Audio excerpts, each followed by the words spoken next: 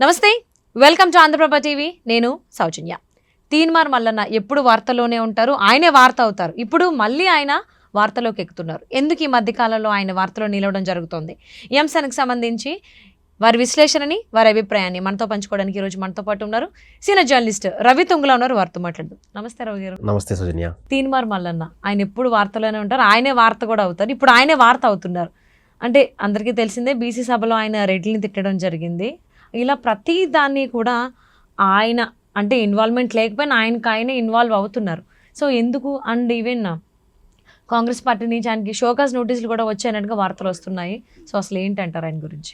Teenmar మల్లానికి alias చింతపండు Naveen. So గత కొంతకాలంగా అంటే ఇప్పుడంటే రాజకీయాల్లో ఉన్నారు, కానీ ఈ కాంగ్రెస్ ప్రభుత్వం రాకముందు ఆయన సొంతంగా ఒక సోషల్ మీడియా అకౌంట్ ద్వారా ప్రజల్ని చైతన్యవంతులు చేయడం కానీ, గత ప్రభుత్వం చేసిన తప్పిదాలు ఎత్తి చూపడం కానీ బాగా సక్సెస్ అయ్యారు.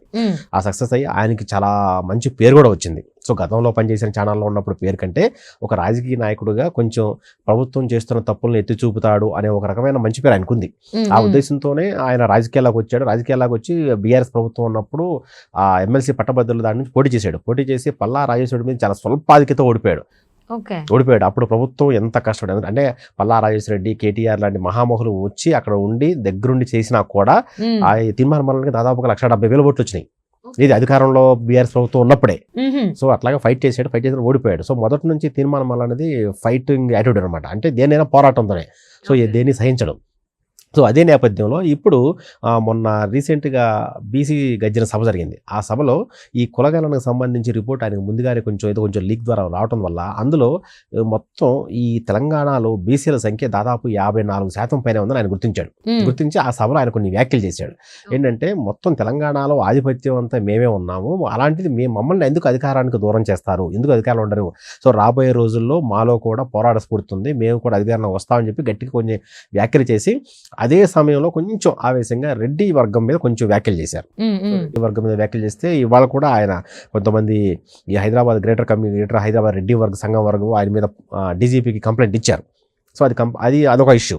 సో దాంతో కాంగ్రెస్ ప్రభుత్వంలో కొంతమంది పెద్దలు తీన్మార్ మల్లన్న మీద కొంచెం కోపంగా ఉన్నారు. సో ఇప్పుడు ఎంతైనా ఇప్పుడు ఆ తర్వాత ఈయన కాంగ్రెస్ పార్టీ ఇప్పుడు మామూలుగా ఎమ్మెల్సీ ఎన్నికల్లో లాస్ట్ టైం ఓడిపోయిన తర్వాత ఆయన బీజేపీలోకి వెళ్ళాడు. మరి బీజేపీలో ఏమనలేక మళ్ళీ కాంగ్రెస్ పార్టీకి వచ్చాడు. కాంగ్రెస్ పార్టీకి వచ్చిన తర్వాత కాంగ్రెస్ పార్టీలో రేవంత్ రెడ్డి దగ్గరుండి మళ్ళీ అదే సీట్ ఇవ్వడంతో అక్కడ ఈసారి గెలిచాడు. ఇప్పుడు ఎమ్మెల్సీ గెలిచిన తర్వాత ఆయన మొన్న వరకు బాగానే ఉన్నాడు. సో రెగ్యులర్గా మామూలుగా ప్రెస్ మీట్లు పెట్టడం కానీ మాట్లాడటం కానీ అంతా జరిగింది. కానీ ఒక నెల రోజుల నుంచి మాత్రం ఆయన ఆ స్వపక్షంలోనే విపక్షంలా తయారాడు. అంటే కాంగ్రెస్ పార్టీ అధికారంలో ఉంది, కానీ కాంగ్రెస్ పార్టీని విమర్శిస్తున్నాడు. కొన్ని వాడి విధానాలని మొత్తం విమర్శిస్తున్నాడు. సో మొన్న రెడ్డి సభలో కొన్ని కామెంట్స్ చేశాడు. అది అయిపోయిన తర్వాత నిన్న ప్రతిష్టాత్మకంగా తెలంగాణ ప్రభుత్వం చేపట్టిన కులగణన ఎస్సీ వర్గీకరణ దీనికి సంబంధించి వాళ్ళు మండలిలో అట్లా అసెంబ్లీలో వాళ్ళు డాక్యుమెంట్స్ ఇచ్చారు. ఆ డాక్యుమెంట్స్ని ఆ తర్వాత తీన్మార్ మల్లన్న ఒక ప్రెస్ మీట్ పెట్టి దాన్ని చించేశాడు. సో అది ప్రభుత్వం చాలా ప్రతిష్టాత్మకంగా తీసుకున్న తర్వాత నీకు అది ఇష్టం ఉన్నా లేకపోయినా దానికి ఒబే చేయాలి. ఎందుకంటే యాజ్ ఏ పార్టీ మెంబర్గా. సో ఆయన ఏం చేశాడు, అలా చేశాడు. ఇది బీఆర్ఎస్కి అస్త్రంగా మారింది. సో బీఆర్ఎస్ వాళ్ళు చూసారా, సొంత పార్టీ వాళ్ళకి నచ్చలేదు రేవంత్ రెడ్డి చేసిన పని అని చెప్పి వాళ్ళు కామెంట్ చేయడం మొదలుపెట్టారు. దీంతో కాంగ్రెస్ పార్టీలో సో మొదటి వరకు రెడ్డి వర్గానికి మాత్రమే వచ్చిన కోపం ఇప్పుడు అందరికి వచ్చింది.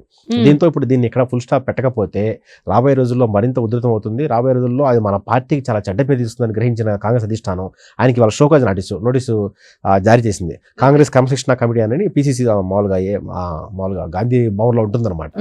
వాళ్ళు షోకాజ్ నోటీసు జారీ చేశారు. ఆ నోటీసు ప్రకారం తీన్మార్ మల్లన్న ఆ కామెంట్స్ ఎందుకు చేయాల్సి వచ్చింది, ఆ ప్రతుల్ని ఎందుకు చించాల్సి వచ్చింది, దానికి సరైన కారణాలు చెప్పాలి, ఎక్స్ప్లెనేషన్ ఇవ్వాలి. సో అది వాళ్ళకి నచ్చితే ఓకే, నచ్చకుండా వాళ్ళు కొంచెం ఇట్లా ఉంది అని ఈయన ఇచ్చిన ఎక్స్ప్లెనేషన్ వాళ్ళకి కానీ నచ్చకపోతే ఆయన్ని పార్టీ నుంచి సస్పెండ్ చేసే అవకాశం ఉంది. సో అది కూడా జరగచ్చు. సో ప్రస్తుతం నాకు తెలిసి అయితే అంతవరకు వెళ్ళకపోవచ్చు. ఒక వార్నింగ్ లాంటిది ఇచ్చి రాబోయే రోజుల్లో ముందు ఇంకా ఎలాంటివి చేయొద్దు, ఎక్కడ బహిరంగంగా కామెంట్ చేయొద్దు అని చెప్పే అవకాశం ఉంది. అయితే ఈ మొత్తం వ్యవహారాన్ని చూస్తే ఇప్పుడు ఇన్నాళ్ళు కాంగ్రెస్ పార్టీ అనేది మహావృక్షం లాంటిది. అవును. అది ఎంత పెద్ద వృక్షం అంటే ఆ వృక్షం కింద ఎవరైనా వస్తే అలా అంటే ఒక మర్రి చెట్టు కింద ఉన్న చిన్న చెట్టులా ఉండిపోవాల్సింది తప్ప స్వతంత్రంగా వాళ్ళకి సొంతంగా పేరు రాదు.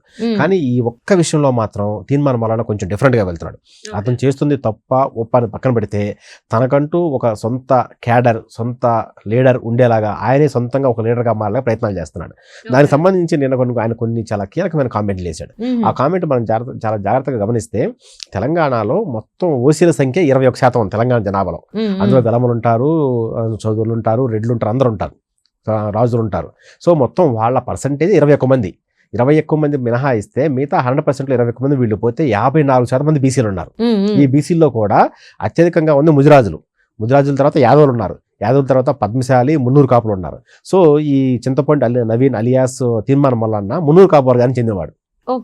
సో దాంతో ఇతను ఆ బీసీ వర్గాల మొత్తాన్ని కూడగట్టి వాళ్ళ ద్వారా రాబోయే రోజుల్లో ఒక గొప్ప లీడర్గా వాళ్ళ తరపున ఒక ప్రతినిధిగా ఎదగాలని ప్లాన్ చేస్తున్నాడు. సో కాంగ్రెస్ పార్టీలో ఉంటూ అలా చేయడం అసాధ్యం. ఎందుకంటే అలా అది కాంగ్రెస్ పార్టీలో ఏ నిర్ణయం తీసుకునేవారు. ఇక్కడ ఏం జరిగినా సరే మొత్తం ఒక హైకమాండ్ నుంచి ఆదేశాలు రావాలి, జరగాలి. సో కాబట్టి దాన్ని ధిక్కరిస్తూనే సో ఈయన బీసీ వర్గాల్లో అంటే తెలంగాణలో అత్యధికంగా ఉన్న బీసీ వర్గాల్లో ఒక ఉద్యమ లీడర్గా ఒక రాబోయే రోజుల్లో ఆ బీసీ వర్గాన్ని మొత్తానికి ప్రతినిధులు అమ్మాలని ట్రై చేస్తున్నాడు. సో అందుకే ఎక్కడికైనా సరే మా బీసీలు అంటున్నాడు తప్ప ఇక్కడ అతను మున్నూరు కాపని చెప్పుకోవట్లేదు. ఇప్పుడు అతను వాదనంతా ఒకటే. 2014 నుంచి 2024 వరకు వెలమలు పాలించారు. 2024 నుంచి ప్రస్తుతం రెడ్లు పాలిస్తున్నారు. మరి బీసీలకు ఎప్పుడు? ఆయన నినాదం అదే. మరి బీసీలకు ఎప్పుడు? 54% ఉన్న మనం పాలించాలా, 21% మాత్రమే ఉన్న వాళ్ళు పాలించాలా? ఇదే అంశాన్ని తలకెత్తుకున్నాడు. సో ఇది కాంగ్రెస్ పార్టీకి కొంతమేర వాళ్ళకి చిరాకు పుట్టించవచ్చు, ఎందుకు ఇట్లా జరుగుతుంది అనుకోవచ్చు. కానీ తీర్మానం వల్ల యాంగిల్లో ఆలోచిస్తే అది ఆయన రాజకీయ భవిష్యత్తుకు పునాదులు వేస్తుంది.